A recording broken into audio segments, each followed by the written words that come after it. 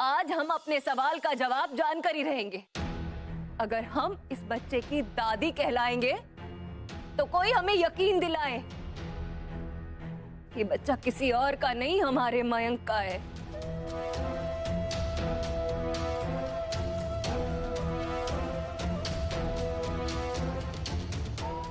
बस करो सीमा, बंद करो अपनी बकवास। नहीं भैया, अगर भाभी को शक है तो उनकी बात को सुनिए, ताकि एक बार को ये झमेला ही खत्म हो जाए। बोलो गुंजन, तुम्हें मयंक के बाप होने का यकीन है?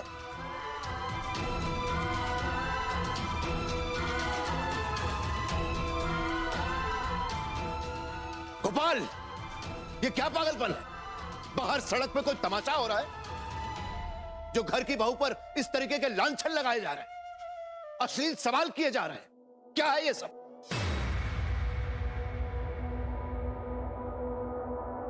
और तुम निकल जाओ यहां से। लेकिन हां, एक बात सुनते जाओ, ये हमारे परिवार का मामला है, इसलिए तुम्हें इसमें टांग अड़ाने या सवाल पूछने की कतई जरूरत नहीं है। अब जाओ यहां से। सॉरी अंकल, ये प्रॉब्लम सिर्फ आपकी फैमिली की नहीं, ये प्रॉब्लम मेरी भी है। पूरा एपिसोड देखिए ZEE5 पर। जी चाहता है तुम्हारी जुबान खींच ले। जुबान नोच लेने से और घर से बाहर निकाल देने से सच बदल नहीं जाएगा। सच्चाई? क्या जानते हो तुम सच्चाई के बारे में? हम गुंजन की मौसी माँ है, सबसे ज्यादा हम उसे जानते हैं। अगर आज तुम्हारी जगह भगवान भी आकर हमसे कहे ना गुंजन ने ये सब किया है, तब भी हम विश्वास नहीं करेंगे। तुम हो क्या चीज? चलो निकलो यहाँ से अभी, इसी वक्त।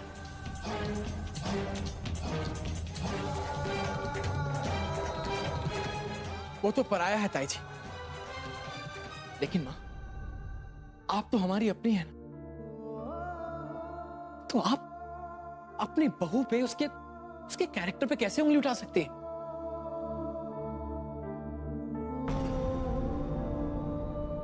यकीन नहीं आता सीमा, इस लड़के ने तुमसे कुछ कह दिया और तुमने इसकी बात मान ली।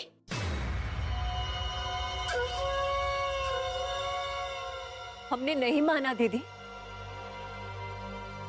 और हम गुंजन पर कोई आरोप नहीं लगा रहे हैं, लेकिन सब जानते हैं कि इसकी याददाश्त चली गई थी तो मानसिक स्थिति ठीक नहीं थी इसकी।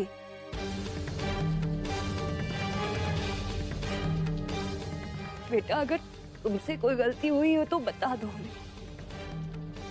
माफ कर देंगे हम।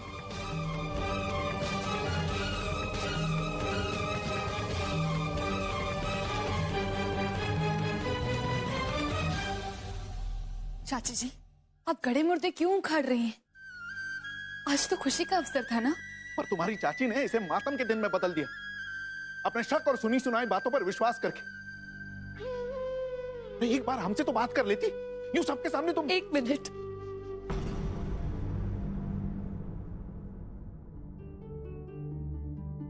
मम्मी जी, मैं आपसे माफी मांगू तो किस बात के लिए? अपनी याददाश्त खोने के लिए? मैं जानती हूँ मेरी याददाश्त खो चुकी थी, लेकिन मैं अपने आप को भी जानती हूँ मम्मी जी, मैं किसी पराये मर्द को अपनी जिंदगी के साथ खिलवाड़ कभी नहीं करने देती।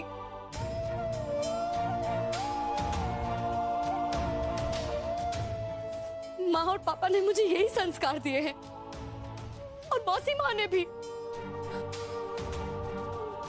जब मेरी याददाश्त खो गई थी ना, तब भी मैं जानती थी कि मेरा और मयंक का कोई ना कोई कनेक्शन है। भले ही मैं जानने में थोड़ी देर कर दी मैंने, लेकिन मुझे हमेशा ये बात पता जरूर थी। और मम्मी जी, मैंने कुछ गलत नहीं किया है,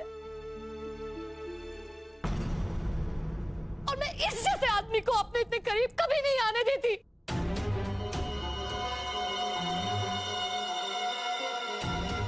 माँ, इससे क्या हासिल हो जाएगा? मयंक, तुम क्या कह रहे हो? तुम उसकी बातों में। मुझे माँ से बात करने दीजिए। वो सोच भी कैसे सकती है कि अपने बहू का पैटर्निटी टेस्ट कराएं? क्यों नहीं सोच सकते हम? विज्ञान इतना आगे बढ़ चुका है तो टेस्ट करवाने में हर्ज क्या है? माँ आप तो ऐसे बातें कर रही हैं जैसे आप कोई डॉक्टर हो। एक माँ अपने बच्चे को बचाने के लिए डॉक्टर तो क्या कुछ भी कर सकती है। माँ मैं भी अपने बच्चे को बचाने की कोशिश कर रहा हूँ। हमारी समझ में नहीं आ रहा है कि इस टेस्ट के मुद्दे को लेकर हम सब लोग इतनी बहस क्यों कर रहे हैं। यह आसान नहीं है, बहुत खतरा होता है इसमें। कुछ गंभीर केसेस में ही ये टेस्ट करवाए जाते हैं, सिर्फ ऐसे यूं ही नहीं। इससे गंभीर मुद्दा और कुछ हो सकता है क्या जेठ जी? अगर सच जानने का यही तरीका है तो टेस्ट करवाने में समस्या क्या है? समस्या है तुम्हारे दिमाग में बैठा हुआ शक जिसे मिटाना मुश्किल है।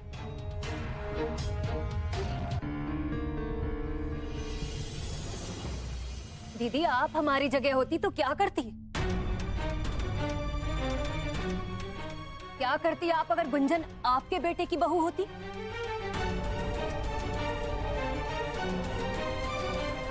तब क्या आप कोशिश नहीं करती कि उसकी कोख में पलने वाला बच्चा किसका है? क्या ये जानना नहीं चाहती? बोलिए, बताइए हमें। 1 मिनट मौसी माँ।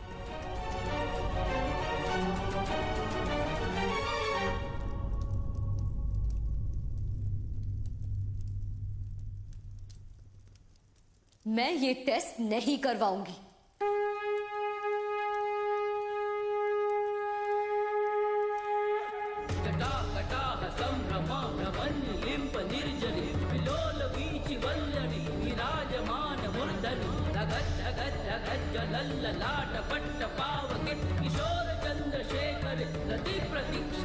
नहीं मम्मी जी,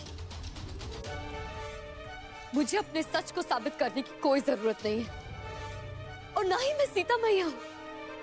सीता मैया ने भी अग्नि परीक्षा इसीलिए दी थी ताकि फिर कभी कोई भी किसी भी औरत के चरित्र पर उंगली नहीं उठाए। मेरा सच उतना ही पवित्र है जितना कि सीता मैया।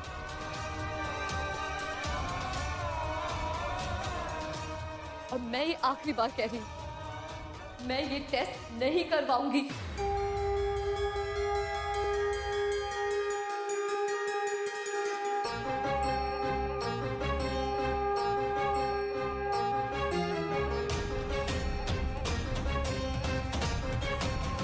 और मेरा भी।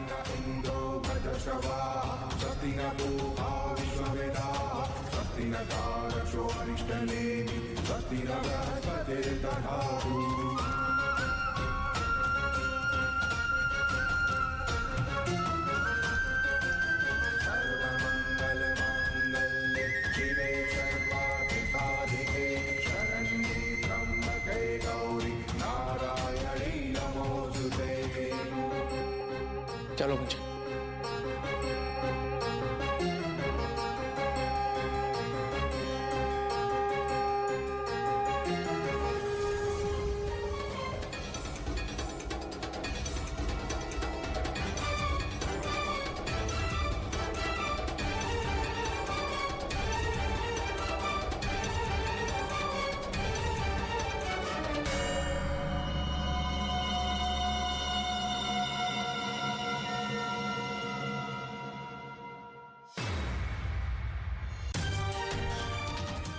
आज तुमने अपनी सारी हदें पार कर दी सीमा। हम सपने में भी नहीं सोच सकते थे तुम ऐसा कर सकते हो। लेकिन एक चीज याद रखना, आज के बाद गुंजन के खिलाफ उंगली उठाने से पहले 100 बार सोच लेना।